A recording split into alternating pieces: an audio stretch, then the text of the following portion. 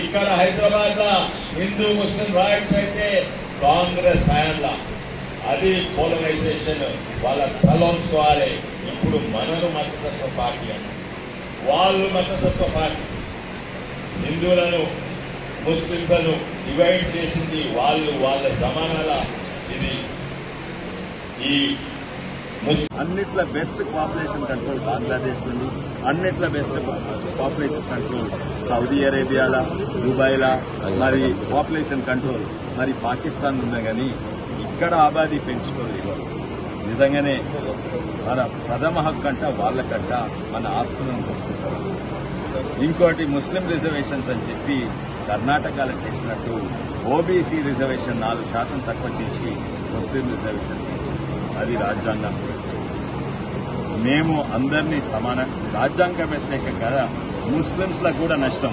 ఎందుకంటే ముస్లిం మతపరంగా రిజర్వేషన్స్ పెడితే అన్నిట్లా ఎదిగిన ఎడ్యుకేటెడ్ ధనవంతమైన ముస్లింస్లకు లాభం కానీ పేద ముస్లింస్లకు లాభం కాదు. వాళ్ళు ముస్లింస్ అని ఓట్ బ్యాంక్ గా వాడుకుంటే మేము ముస్లింస్ అని ఆదుకుంటున్నాం. ఈ రోజు చూడండి, ఏ పథకం మోడీ చేసినా కూడా అది అందరికీ సమానం. కొన్నిట్ల ముస్లిం సోదరులు ఎక్కువ వాడుకుంటున్నారు. ప్రధాన మంత్రి ఆవాస్ యోజన యాక్షన్ వరకు ఎట్లా పనిచేయాలని, ఏ ఇష్యూస్ తీసుకోవాలని ఇవన్నీ కూడా చర్చించడం జరిగింది. ఈరోజు ప్రతి సర్వేలల్లా బీజేపీ ముందుకుంది తెలంగాణలో. ఇంకోటి వచ్చే ఎన్నికలల్లా భారతదేశం నిర్ణయం ఆల్రెడీ తీసుకున్నది. ఏంటంటే ఇది పార్లమెంట్ ఎలక్షన్స్, వచ్చే ప్రధానమంత్రి కూడా మోడీ. ఎన్నో కారణాలు ఉన్నాయి, కానీ అన్నిట్లో సింపుల్ కారణం ఏంటంటే అవతలి అభ్యర్థి ఎవరు అని తెలుస్తలేదు. నిర్ణయం తీసుకోలేదు. ఆ ఐఎన్డీఏ కూటమి కూలిపోతుంది, అలా ఎవరు అభ్యర్థి తెలియదు. ఇక్కడ మన తెలంగాణ కాంగ్రెస్, కర్ణాటక కాంగ్రెస్ అంటున్నది అది మా రాహుల్ గాంధీ అంటున్నారు. రాహుల్ గాంధీ ఒక దేశ ప్రతినిధి ఉండాలి, ప్రజాప్రతినిధి ఉండాలి, ఒక దేశాన్ని రిప్రజెంట్ చేయాలి. ఆయన ఉన్న నియోజకవర్గం విడిచిపెట్టి పారిపోయిండు. ఎక్కడ ఉత్తరప్రదేశ్ విడిచిపెట్టి గుట్టలల్లా వైనాడుకు పారిపోయిండు. అక్కడ మెజారిటీ మైనార్టీ ఉంటుంది, మైనార్టీ మెజారిటీ. అంటే ఆయన ప్రతినిధి ఎవరికి?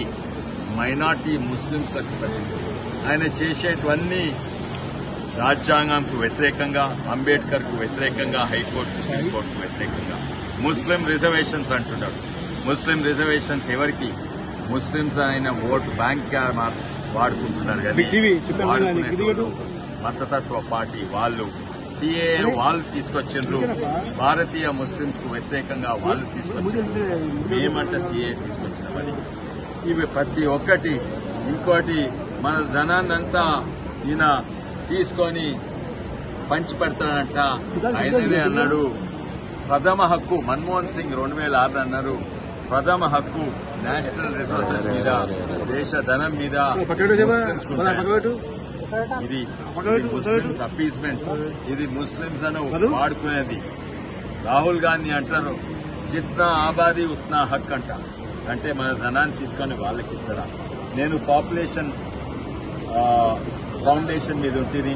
నేను ఇండియా భారతదేశం ఎంపీలో నేను బంగ్లాదేశ్ ఇక్కడంతా తీసుకుపోయినా ఆబాదీ ఎవరు పెరుగుతుంది? బంగ్లాదేశ్ లా ఇస్లామిక్